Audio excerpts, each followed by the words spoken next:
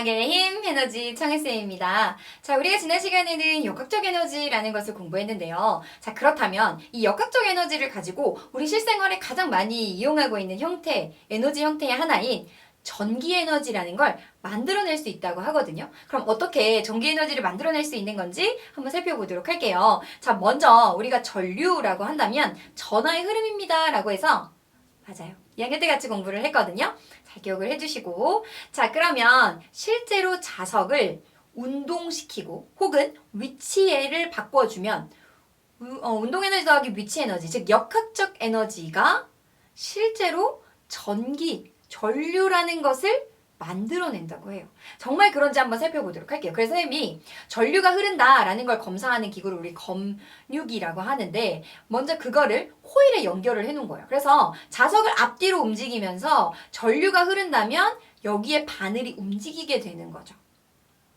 됐나요? 자, 그러면 코일과 검유기를 설치해 놓고요. 선생님이 이번에는 코일에 자석을 가까이 할 때를 한번 살펴볼게요. 자, 그러면 얘를 움직인다는 건 위치 에너지와 운동 에너지, 즉 역학적 에너지를 변화시켜 주겠다는 거예요. 근데 자석에는 극이 두 개거든요. 그래서 N극과 S극을 각각 시켜 보도록 할게요. 먼저 N극을 가까이 하면 지금 N극에서는 어떻게 돼요?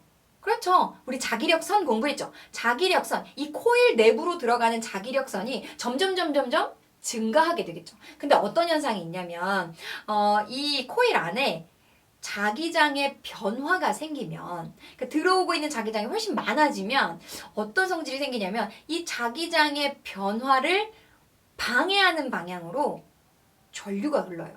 그러니까 자꾸 들어오려고 하니까 어떻게 하겠어요? 들어오지 마. 밀어내야겠죠. 그러면 N극을 밀어낼 수 있는 힘은 뭐예요? N극과 똑같이 있어야 청력, 밀어내는 힘이 작용하겠죠. 그래서 이 코일 위쪽에 N극이 형성된 것처럼 전류가 흘러요. 자, 그러면 N극이 형성되었다라고 하면 N극으로 우리 친구들 오른손에 엄지손가락을 딱 가져다 두면 이 네 손가락이 감아지는 방향 있죠.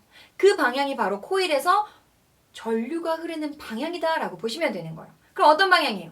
이 방향으로 전류가 흐른다라고 보시면 되는 거죠. 자, 이번에는 S극을 가까이 해볼게요. S극 가까이 하면 어떻게 돼요? 자기장에 또 변화가 생겨요. 그럼 이거 방해하는, 그렇죠. 위에 S극이 형성되는 거예요. 그럼 밑에가 N극일 테니까 N극 방향으로 오른손에 엄지손가락 향하게 하면 네 손가락이 감아지는 방향, 그 방향으로 유도 전류가 흐른다는 거예요. 전류가 흐른다는 거예요. 그러면 자석을 움직였어요. 정말 역학적 에너지가 뭔가 전류를 흐른 거 보면 전기 에너지로 전환이 됐구나 라는 것을 알 수 있다는 거죠. 자, 이것 말고도 이번에는 자석을 멀리 뺄 수도 있겠죠. 한번 볼게요. 코일에 자석을 멀리 할 때요. 이번에는 N극을 멀리 해요. 그 말은 뭐예요? 자기장이 점점 줄어드는 거예요. 그럼 어떻게 해야 돼요? 가지마. 원래 상태대로 있어. 해야 되잖아요. 그럼 끌어당기는 힘인 인력이 작용해야 되니까 N극과 인력이 작용하는 건 뭐예요? S극. 위에 S극이 형성되면 N극은 밑에일 때니까 N극 쪽으로 오른손에 엄지손가락 두시고 네 손가락이 감아지는 방향,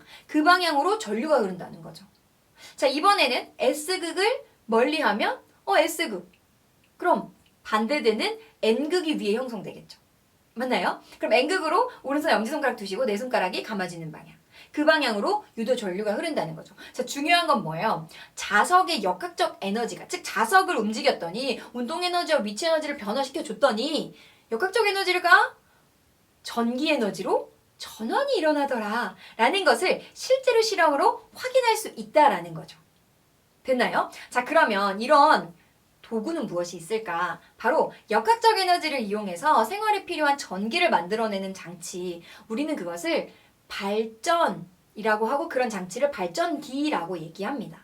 우리가 전기 공부할 때 무슨 공부했었냐면 우리 전동기 공부했어요. 그거와 구조는 굉장히 유사합니다. 그때는 뭐였어요? 전류를 흘려줬어요, 먼저. 그죠? 전류를 흘려주니까 코일이 움직였어요. 그러니까 그 장치는 전기 에너지가 역학적 에너지로 변환된 장치였다면 이번에는 어떻게 해요? 코일을 먼저 돌려주는 거예요. 코일을 먼저 돌려주면 역학적 에너지가 전기 에너지로 전환이 되는 거예요. 그러니까 전기를 만들어낼 수 있다는 거죠. 그래서 지금 이렇게 생긴 걸 코일을 돌려요. 그러면 코일 안을 지나는 자기장의 변화가 생기겠죠? 그럼 그 변화를 방해하는 방향으로 유도 전류가 흐를 테니까 그 전기를 활용하는 것이 바로 발전기의 원리다라고 이해해 주시면 되겠습니다. 즉 위치 에너지, 운동 에너지, 즉 역학적 에너지가 전기 에너지로 바뀌는 거고 이런 전기 에너지가 우리 어디 쓸 수 있어요? 굉장히 많은 곳에 쓸 수가 있죠. 그죠? 우리가 열 에너지 필요하다라고 하면 전기난로, 다림 이런 거 생각해보면 전기 에너지가 열 에너지로 변하는 장치를 우리가 쓰는 거예요. 그죠? 또 빛 에너지, 전구, 모니터 우리 친구들이 흔히 쓰는 것들 있죠? 또 운동 에너지로 전환된 건 뭐 있어요? 선풍기 같은 거 전기 꽂으면 이거 돌아가면서 시원하게 해주잖아요. 그죠? 그 다음에 화학 에너지, 배터리 같은 것도. 그러니까 우리 실생활에 이 전기 에너지가 매우 많이 사용되고 있고 이 전기를 생산하는 하나의 방법이 역학적 에너지를 전기 에너지로 바꿔주는 이런 발전의 원리가 있다라는 거 반드시 기억해 주시면 되겠고요. 이렇게 역학적 에너지가 보존되지 않더라도 다른 형태의 다양한 에너지로 전환되고 있기 때문에 모든 에너지의 총량은 항상 일정하게 보존된다라는 것이 바로 에너지 보존 법칙이다라는 거 잘 기억을 해줬으면 좋겠습니다. 됐나요? 그래서 우리 친구들 반드시 지난 시간에 배웠던 역학적 에너지와 전기 에너지가 어떻게 전환되는가 그리고 에너지 전체 큰 관점에서는 에너지가 어떻게 보존되고 있는 것인가 잘 이해를 해줬으면 좋겠습니다. 선생님은 과학의 힘, 에너지 정혜쌤이었습니다.